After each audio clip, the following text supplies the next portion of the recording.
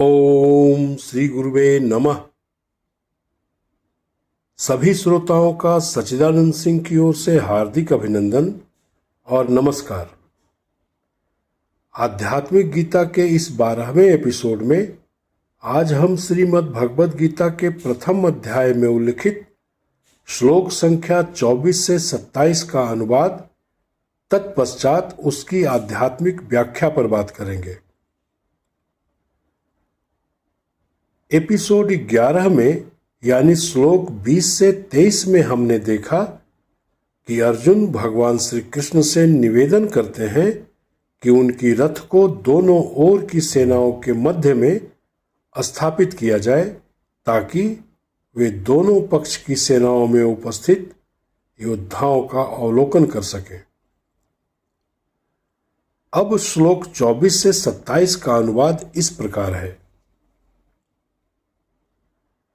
संजय महाराज धृतराष्ट्र से कहते हैं कि हे भारत धृतराष्ट्र, निद्रा पर विजय प्राप्त करने वाले अर्जुन ने जब इस प्रकार कहा तो भगवान श्री ऋषिकेश ने दोनों सेनाओं के बीच में भीष्म, द्रोण तथा इकट्ठे हुए राजाओं के सामने श्रेष्ठ रथ का स्थापन करके कहा, हे पार्थ, इकट्ठे हुए इन कुरुगणों को देखो।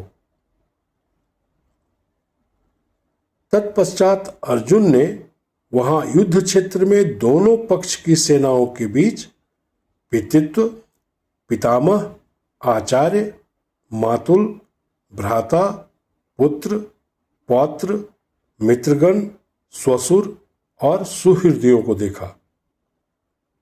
दोनों सेनाओं में उन सब बंधु बांधवों को अवस्थित देखकर अर्जुन अत्यंत द्रवित हृदय होकर विषाद युक्त चित्त से यह बोले। अर्जुन क्या कहते हैं इसे हम एपिसोड 13 में देखेंगे। श्लोक 24 से 27 की आध्यात्मिक व्याख्या इस प्रकार है। पिछले एपिसोड 11 में यानी श्लोक 20 से 23 में हमने देखा कि शरीर का तेज अर्थात अर्जुन ने कुटस्थ अर्थात भगवान श्री कृष्ण से अनुरोध किया था कि उनके रथ को दोनों पक्षों अर्थात प्रवृत्ति पक्ष और निवृत्ति पक्ष के मध्य में लेकर चलें ताकि वे दोनों ओर की योद्धाओं का अवलोकन कर सकें। साधक को एक बार अपने भीतर विपक्षी बल को देखने की इच्छा होती ही है, इस भावना से कि हमारी कौन सी प्रवृत्तियां प्रबल हैं तथा किस उपाय से उनका शमन हो सकता है।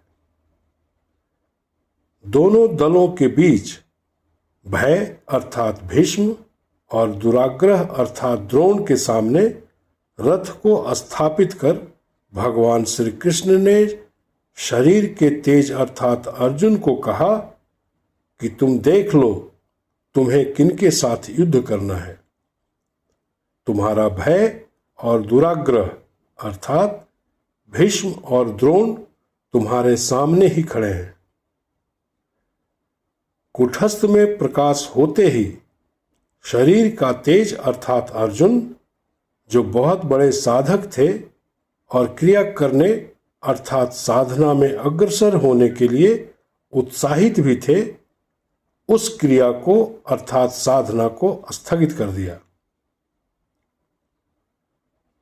कुटस्थ का प्रकाशित होना और क्रिया का स्थगन होना अर्थात श्री कृष्ण ने मन के द्वारा संचालित शरीर के सभी गतिविधियों का स्थगित कर दिया।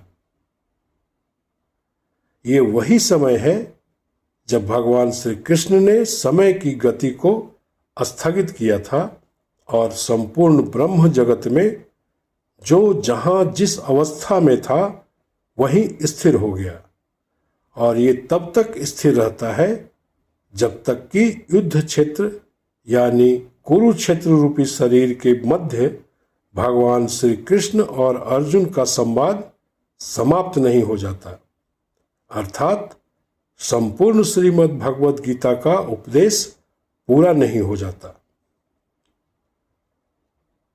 एपिसोड 11 में अर्जुन ने चिंता व्यक्त किया था कि जिनके साथ युद्ध करूंगा वे मन के चंचल होने के कारण स्थिर नहीं है।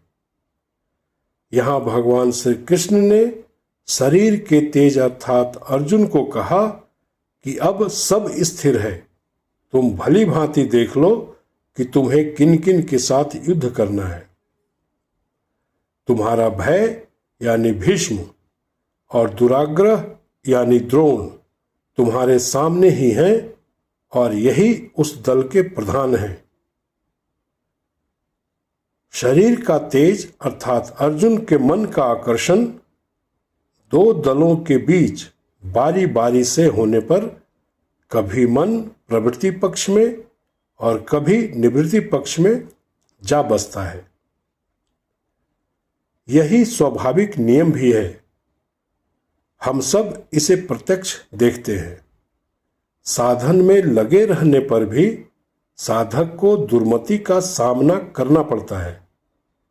कभी यह दल कभी वह दल करते रहने से क्रिया करना कठिन हो जाता है और क्या करूं क्या ना करूं इस प्रकार का भाव आता है। साधन के संबंध में मन में टाल मटोल शुरू हो जाता है। शरीर का तेज देखते हैं कि दोनों पक्षों में कोई कोई एक दूसरे के सगे संबंधी और आत्मीय हैं। इंद्रियां और उनके कार्य अर्थात काम, क्रोध, लोभ, मोह आदि सभी का देह के साथ संबंध है। पंच तत्वों के बारे में भी यही बात है। अतएव इन सब का परस्पर संपर्क है। ये शक्तियां दोनों ओर खेल करती हैं, किंतु परस्पर विपरीत भाव से। जैसे भय अर्थात भीष्म को धर्म कर्म करने में भय होता है और अधर्म कर्म करने में भी। दुराग्रह अर्थात द्रोण को अच्छे काम में दुराग्रह होता है और बुरे काम में भी। विषय ग्रहण करने की इच्छा होती है और विषय त्याग की भी इच्छा होती है। साधन करके कुछ अग्रसर होने पर भी संदेह नहीं मिटता। मन में आता है कि जो कुछ कर रहा हूं, जो कुछ देख रहा हूं, वो ठीक है या नहीं। इसी प्रकार के विघ्न उपस्थित होने लगते हैं। तब ऐसा भी लगता है कि सारे भोगों का त्याग कर क्रिया में लग जाने पर मन और सारी इंद्रियां स्तब्ध हो जाएंगी। परंतु पूर्व के संस्कारवश इंद्रियां और उसके भोग्य विषयों के लिए मन छटपट करता है। ऐसी स्थिति आने पर साधक जो सोचता है, बोलता है और ज्ञान स्वरूप आत्मा अर्थात गुरु जो उपदेश देता है या मन में ज्ञान देकर जो व्यक्त करता है, वह सब बातें अब आरंभ होंगी।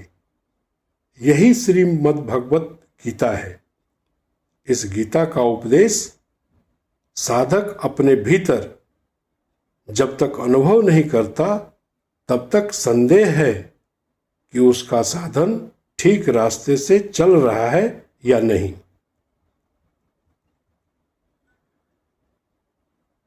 आगे के श्लोकों में यानी एपिसोड 13 में युद्ध क्षेत्र में युद्ध की अभिलाषा से उपस्थित अपने सगे संबंधियों को देखकर अर्जुन भगवान श्री कृष्ण से कहते हैं कि इन स्वजनों को सामने देखकर मेरे हाथ पैर शिथिल हो रहे हैं और मुंह सूख रहा है।